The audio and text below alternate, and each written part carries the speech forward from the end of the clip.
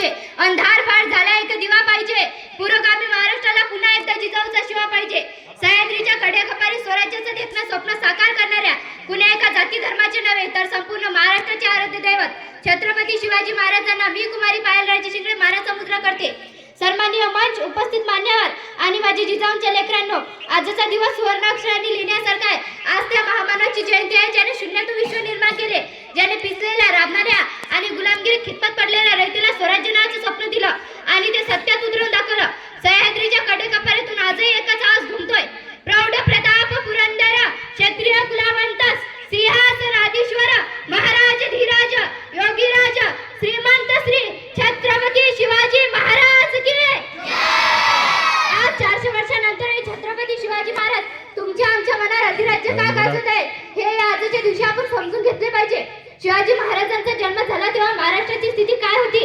चौकाटे अंधार होता. उत्तरेला मुघल, दक्षिणेला आदिलशाही, निजामशाही आणि कुतुबशाही या सुलतानांच्या टाचाखाली महाराष्ट्र तुडवला जात होता. आया बहिणीची अब्रू सुरक्षित नव्हती. शेतकऱ्याच्या कष्टाची लूट होत होती. अशा घनघोर अंधारात 19 फेब्रुवारी 1630 रोजी शिवनेरी सरळ चौघड्यांच्या सुरात एक सूर्य उगवला. तो सूर्य म्हणजे शिवाजी महाराज. शिवाजी महाराजांच्या आयुष्यात 2 व्यक्तींचे साथ सर्वात महत्त्वाचे होते, राजमाता जिजाऊ आणि शहाजीराजे. जिजाऊंनी शिवबांना केवळ युद्धकला शिकवली नाही तर त्यांच्या मनात न्याय आणि धर्माचे बीज पेरले.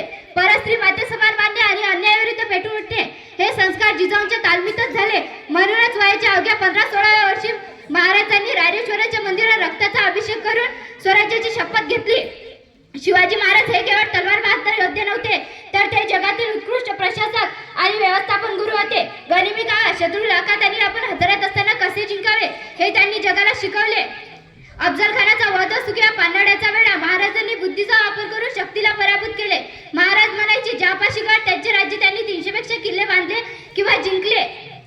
डोंगराच्या माथ्यावर पाणी साठवण्याची पद्धत असो व तटबंदीची रचना, त्यांचे स्थापत्यशास्त्र आजही थक्क करणारे आहे. ज्याचा समुद्र त्याचे राज्य हे ओळखून त्यांनी भारतीय नौदलाची मुहूर्त मिळवली. म्हणून त्यांना भारतीय नौदलाची जनक the father of Indian navy मानले जाते. इतर राज्य स्वतःच्या विकासासाठी राज्य करत होते पण शिवराय रयतेसाठी लढत होते. त्यांच्या राज्यात शेतकऱ्याच्या भाजीच्या देठालाही हात लावण्याची कोणाची हिंमत नव्हती. कल्याणच्या सुभेदाराच्या सुनेचा सन्मान करून त्यांनी जगाला स्त्री सन्मानाची नवी व्याख्या शिकवली. जातीपातीच्या पलीकडे जाऊन त्यांनी माणसांची पारख केली. म्हणून त्यांच्यासाठी बाजीप्रभू देशपांडे पावनखिंडीत लढले. तानाजी मालुसरे यांनी प्राणाची आहुती दिली आणि जिवा बहालीने स्वतःचा जीव धोक्यात घातला. स्वराज्य हे रयतेचे राज्य आहे हे जगाला दिसावे यासाठी त्यांनी जी राजमुद्रा स्वीकारली ती अशी होती: प्रतिप्प चंद्र लेखेवा वर्धिष्णू विश्ववंदिता शहासुर शिवशेषा मुद्रा भद्राय राजिते. म्हणजेच प्रतिपदेचे चंद्रकोरीप्रमाणे उत्तरोत्तर वाढत जाणारे शहाजीचे पुत्र शिवाजी यांचे हे राज्य प्रजेच्या कल्याणासाठी शोभून दिसते. मित्रांनो, आज आपण शिवजयंती साजरी करतो पण ती कशी असावी? केवळ ढोलताशांचा गजर आणि गुलालाची उधळण म्हणजे शिवजयंती नाही. चेहऱ्यावर दाढी आणि कपाळावर चंद्रकोर मिरवून छत्रपती स्वतः उतरवता येत नाही. तर त्यासाठी विद्यार्थी म्हणून छत्रपती शिवाजी महाराजांचा शिस्त हा गुण आपल्यात आणणे म्हणजे शिवजयंती. महिलांचा आदर करणे म्हणजे शिवजयंती. मराठी भाषेचा आणि संस्कृतीचा अभिमान बाळगणे म्हणजे शिवजयंती.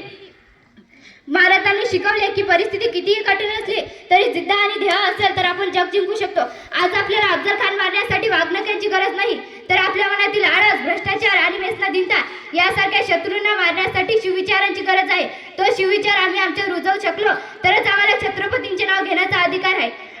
म्हणून आपल्या शब्दांना विराम देताना एवढेच म्हणेन, इतिहासाच्या पानावर, रयतेच्या मनावर, मातीच्या कणाकणावर आणि विश्वासाच्या प्रमाणावर राज्य करणारा एकच राजा शिवछत्रपती. आजच्या दिनी आपण संकल्प करूया की महाराजांच्या मार्गावर चालून आपण एक आदर्श समाज निर्माण करू. एवढे बोलून थांबते. जय जिजाऊ. धन्यवाद.